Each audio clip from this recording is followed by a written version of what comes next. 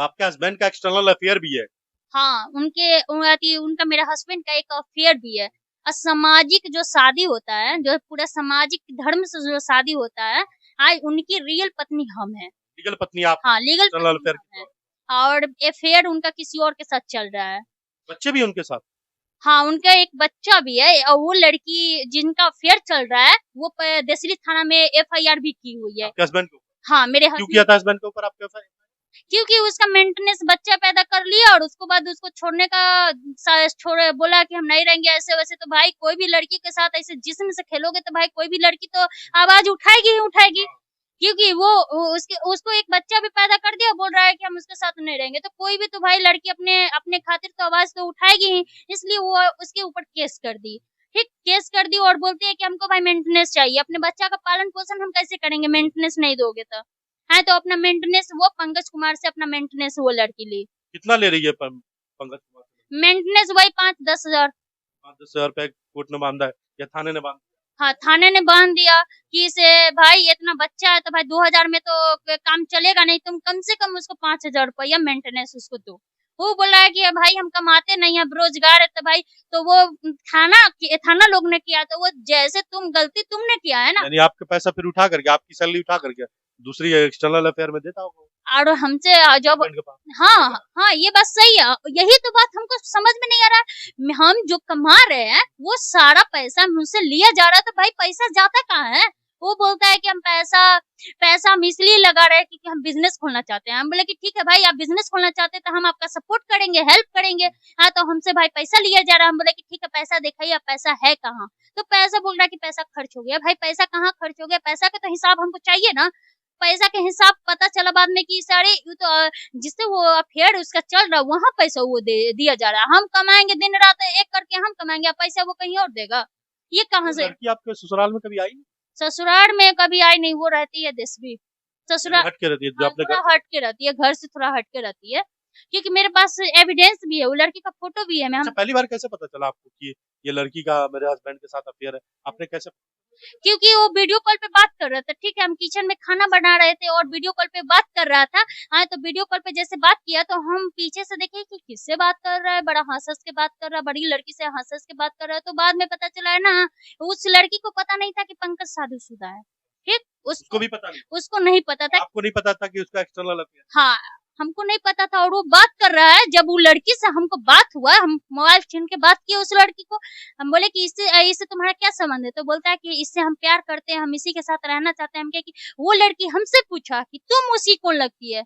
हाँ, हम बोले कि हम इनकी वाइफ लगते हैं। तभी वो लड़की कंफ्यूज हो गई। अरे, तो लड़की, वो लड़का, एक लड़का 2 लड़की को धोखा दे रहा है। एक हमको दे रहा है, एक जहाँ अफेयर चला रहा है उस वहाँ धोखा दे रहा है। हाँ, तो वही तो वो लड़की अपना वो समझे भाई हम तो शादीशुदा, सामाजिक सामाजिक तरह से मेरा शादी हुआ है, तो भाई तो हम तो अपने परिवार, हम अपने सारे जनों को बताएंगे हम। है, तो हम सारा अपने मम्मी पापा सबको हम बताए कि मम्मी देखो ऐसे ऐसे बात है, वो लड़का किसी और से बात करता है और वो कोई एक लड़की है उससे अफेयर है। हम फोटो दिखाते हैं हम आपको, देखिए यही लड़की है। और अच्छा जी, और ये एक ऊपर में जो लड़की है वो लड़की है और नीचे में ये पंकज कुमार है। देखिए इनका कैसे अफेयर है। अब मेरे चरित्र पे उंगली उठा रहा है कि देखिए कि ये मेरी बीवी चरित्रहीन है और चरित्र बताया जा रहा है कि मेरी बीवी के एक अवंध लड़का के साथ अफेयर चल रहा है। कि जैसे एक रूम में पकड़ा एक लड़के के साथ मेरा एक पति का साजिश है, फंसाया जा रहा है हमको। और हम तो अपने ड्यूटी से आ रहे थे, हमको वर्दी में हम तो अपने आ रहे थे और हमसे दरवाजा बिना मतलब के खुलवाया आए और उसके बाद दौरान हमको रूम में बोला लाइट जलाओ और उसके बाद बोला कि चौकी के तर में कोई लड़का है निकालो उसको। हम तो बहुत ज्यादा हम घबरा गए, कंफ्यूज हो गए, नर्वस आ गए कि भाई आखिर में लड़का अंदर से आया कहाँ, लड़का अंदर से आया कहाँ, आखिर है ही कौन? तो हम सोचे अवैध अवस्था में वो लड़का आया कहाँ से और अंदर में है कौन वो? हाँ, तो वो निकला तो हम कंफ्यूज हो गए, घबरा गए और नर्वस आ गए। वो लड़का ओपन बॉडी में था। हम भी थोड़ा सा शर्मा गए और घबरा गए और थोड़ा सा डर गए। और ये आखिर में है कौन? तब हम सोचे कि मेरे पास ताला के 2 चाबी था। हम जैसे ड्यूटी पर हैं तो एक चाबी मेरे पति के पास है। अब पति ने उस इंसान को अंदर में घुसा दिया ओपन बॉडी करके और वो सोचा कि वहां से आएगी या ये जैसे ताला खोलेगी इसको हम इस लड़के के साथ हम फंसा देंगे। अब बोलेंगे कि मेरी पत्नी चरित्रहीन है, ये लड़का के साथ संबंध है लड़की को, इसलिए हम थोड़ा नर्भसा के ये मेरा पति का चाल है, मुझे फंसाया जा रहा है, सोच रहा है कि इसको नौकरी से जल्द इसको हटाया जाए और मुझे मुझे बदनाम पूरा सोशल मीडिया पर वीडियो डाल डाल के मुझे बदनाम किया जा रहा है और मेरा सोच रहा है कि इस वर्दी में इसका दाग लग जाए कि लड़की कहीं का मुंह दिखाने लायक न रहे। इसलिए मेरा पति सोच रहा है कि कैसे ये सदमा से ही मर जाए। पहले से ही मारने का मुझे कोशिश किया पर हम मरे नहीं। एक्सीडेंट इतना भयानक तरह से करवा दिया जो हम अपना पटना हॉस्पिटल में एडमिट हुए और वहां से 2.5 महीना इलाज करवाए। आज जहाँ मेरा एक्सीडेंट हुआ वहाँ सीसी कैमरा भी है मेरे साथ कि किस कैसे दौरान में मेरा एक्सीडेंट किया। एक बार गाड़ी चढ़ाया तो हम बहुत दूर तक फेंका गए, नहीं मरे हम। फिर दोबारा गाड़ी चढ़ाया, ऐसा गाड़ी चढ़ाया कि हम उठने का अवस्था में नहीं थे। फिर हम वहाँ अनुमंडल अस्पताल में हम एडमिट हुए, वहां से थोड़ा मोड़ा टाका मारा, मेरा सर पे आंख पे टाका मारा, पीछे टाका मारा। वहां पर नहीं उन लोग को समझ में आया तो मुझे मधेपुरा भेज दिया। इस तरह से मेरा हालत थी ना, डॉक्टर भी जवाब दे दिया था कि ये बच नहीं पाएगी, आप भगवान से दुआ कीजिए कि ये बच जाए। और मेरी माँ अपने अति भगवान से गुहार लगाते हुए, अपने भगवान से बोलते हुए कि मेरी बेटी को बचा लो भगवान जी, और वो मेरी माँ अपने भगवान से प्रे किया और उसी के दौरान भगवान का चमत्कार होगा जो हमको भगवान जी इस तरह हमको बचाएं। नहीं तो हम इस दुनिया में इसका एक्सीडेंट करवाया था कि हम इस दुनिया में, आज आप हमको सोशल मीडिया पे देख रहे हैं, आज आप हमको नहीं देख पाते सोशल मीडिया पे, क्योंकि हम मेरा ऐसा एक्सीडेंट करवाया था, वो तो मरने के ऊपर एक्सीडेंट करवाया था, वो तो मुझे भगवान ने अपना नया जिंदगी दिया, इसलिए कि वो इंसान से बदला लेने के लिए मेरे को एक नया जिंदगी दिया, क्योंकि तुम उससे बदला लो। और जैसे हम जिंदा बच गए वैसे हॉस्पिटल में आया और मुझे जबरदस्ती वहां से बोला कि हम अपने घर ले जाएंगे और नहीं ले जाने दोगी तो तुमको विकास कुमार को जान से मारने का धमकी दिया गया, बोला कि गोली से मार देंगे और गला दबाने का कोशिश किया, बोला कि हम विकास कुमार के मार देंगे, तुम नहीं जाने दोगे तुम अपनी बेटी को। तो मेरी माँ अपने डर के मारे बोली कि ठीक है से आप जाइए, मेरा बेटी को ले जाइए और अच्छे से रखिएगा, क्योंकि मेरी बेटी को कुछ हो गया तो सोच लीजिए कि आप लोग को हम छोड़ेंगे नहीं। तो मेरी मम्मी सोची ना कि से चलो भाई उस पर विश्वास करके चलो, उस पर विश्वास करके अपना घर ले गया, वहां पर जबरदस्ती वो ले गया। फिर वहां पर एक दिन मुझे ले गया, वहां पर मम्मी से ताना सुनवाता था, सबसे ताना सुनवाता था, खाना पीना हमको नहीं देता था, न दवाई देता था। फिर उसके 11 बजे रात में हमको इतना बेरहम से मारा कि पूरा देह हाथ में मेरा दाग करके रख दिया। मेरा मोबाइल से 60,000 रुपया निकाल के ले लिया।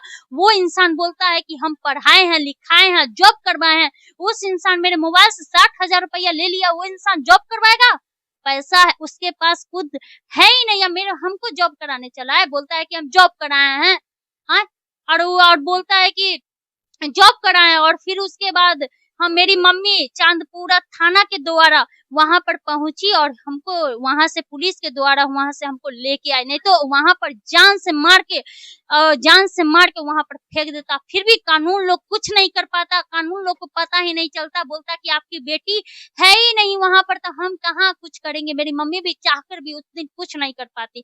हम मम्मी को वहां पर एविडेंस भेजे, अपना फोटो भेजे मम्मी को, मोबाइल के दौरान हम अपना फोटो भेजे, मम्मी अपना फोटो देखकर पुलिस के दौरान वहां पर आई या हमको लेके गई, नहीं तो उस दिन हमको मार के फेंक देता। कानूनों कुछ नहीं कर पाता। जब हम जिंदा बच गए, जब कानून से हम अपना न्याय मांग रहे हैं कि हमको न्याय चाहिए, हमको उसके दरिंदा के प्रति आप हमको कुछ हम एक्शन लेना चाहते हैं कि मेरे साथ इतना दुर्घटना हुआ है, इतना मारपीट हुआ है और फिर उसके बाद हमको इतना मारा है, मेरे पास पूरा एविडेंस होने के कारण, सब कुछ होने के कारण, फिर भी हम लोग का थाना और कानून लोग सुन क्यों नहीं रहा है। पैसा दे के फिर कानून लोग बिकता है तो वर्दी का नाम पर तो क्या है, कलंक है। जब वर्दी पहनता है तो जब रक्षा करने के लिए वर्दी पहना जाता है कि क्या करने के लिए पहना जाता है। जब वर्दी पहन के रक्षा ही नहीं कर सकता है तो ऐसा इंसान को वर्दी क्यों देता है। इंसान वर्दी दिया ही नहीं जाए ऐसा इंसान को। अब वर्दी देकर इंसान को जब न्याय नहीं मिलता है, एक लड़की 3 महीना से चीख रही है, रो रही है, इतना दर्द से गुजर रही है, तो फिर भी कानून लोग जब रक्षा नहीं कर रहा है तो वैसे इंसान को वर्दी कौन दिया है। सरकार वैसे इंसान को वर्दी दिया ही नहीं जाए। अब विकास कुमार और पंकज कुमार दोनों मिलकर पटोरी थाना चंदपुरा थाना, देसरी थाना और हाजीपुर थाना सब में पैसा खिला के रखा है कि पैसा दिए हैं, और मेरे पास एविडेंस भी है। और बोला जा रहा है कि तुम जहां भी तुम चले जाओ, कितना भी FIR दे दो, हम कभी जेल नहीं जाएंगे और कभी तुम कुछ मेरा उखाड़ नहीं पाओगे, क्योंकि तुम लोग के पास पैसा ही नहीं कि नहीं लड़ पाओगे। इसलिए तो कानून से हम अपना न्याय के लिए मांग कर रहे हैं कि कानून हमको न्याय दे। तो न्याय नहीं दे रहा, जब गरीब लोग इतना मर रहा है, जब कानून लोग से न्याय मांग रहा है, तो जब न्याय नहीं मिल रहा है तो किसका सुनेगा? ऐसे में तो कानून लोग तो जीते जी मर जाएगा। मेरे पास एविडेंस है।